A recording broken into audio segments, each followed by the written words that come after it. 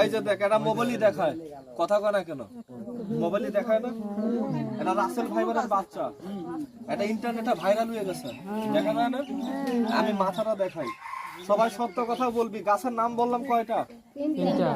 আপনাদের এই পারে আমাকে প্রশ্ন করলো না, আমি যে এলাকায় সাপ ধরছি ওখানে 300 লোক হয়েছিল। সাপ ধরলি লোক ভিড় হয় না? 300 লোক হয়েছে।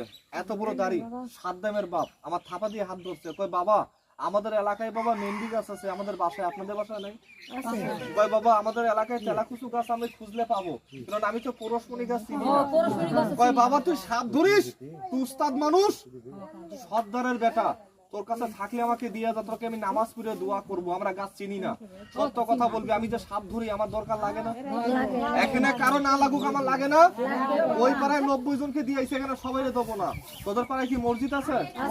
যে 5 টাকা শুক্রবারে দান করবি মসজিদই, এই মাঠে শুয়ে কাটলাম, তারা গাছ দেবো, তারা এখন কাজ হবে।